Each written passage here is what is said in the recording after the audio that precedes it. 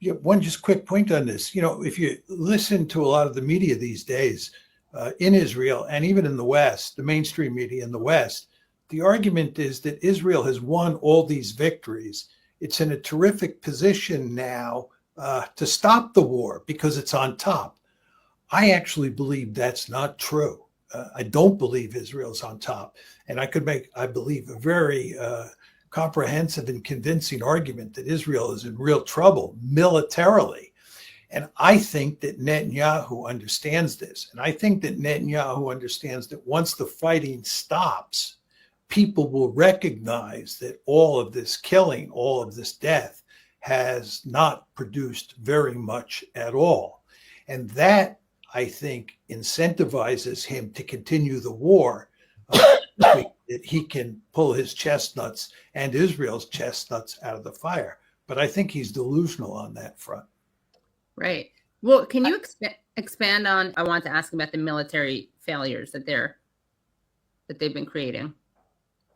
Well, I mean, one of the things you hear, and you saw it in a piece in the Wall Street Journal today that was talking about Israel's great victories. And the only real problem is that the world hates them.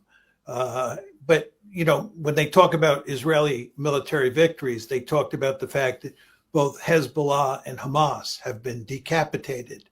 Well, they may have been decapitated, but they grew new heads back. When you decapitate any country, right, what happens is they move in the second echelon to replace the first echelon of leadership.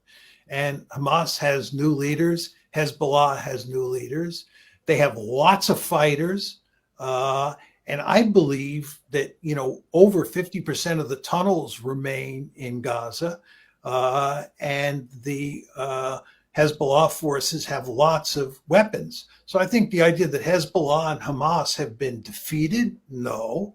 Furthermore, the principal goal of the Israelis, as we all know, in Gaza is not simply to defeat Hamas. The principal goal is to drive the Palestinians out of Gaza, to ethnically cleanse Gaza. This is the purpose of the genocide. The genocide is an instrument to drive the Palestinians out of Gaza. They failed. It's not going to happen. And then if you go to Iran, we're talking these days about them attacking Iran again.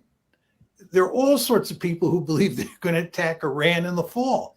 Well, they attacked Iran in the 12-day war in June of this year. If that war was a success, they wouldn't be attacking Iran again. But the fact is the attacks against Iran failed. They did not eliminate Iran's nuclear program, especially their nuclear enrichment program.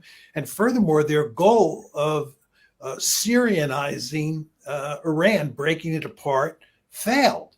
Furthermore, you get inside Israel and you look at the IDF. The IDF is having huge problems. This is why the chief of staff was opposed to the operation in Gaza City.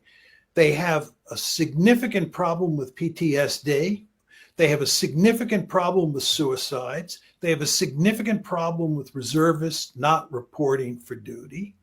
And then to take it a step further, they're heavily dependent on the United States. There's a report that came out today that said that since October 7th, 2 years ago, we, the Americans, have given them over $30 billion, right? We've given them over $30 billion in assistance. I think about 21 of that is in direct assistance, and about 10 of that, if my memory is correct, is that the wars that we've been fighting and all the expenditures that go into those wars for Israel.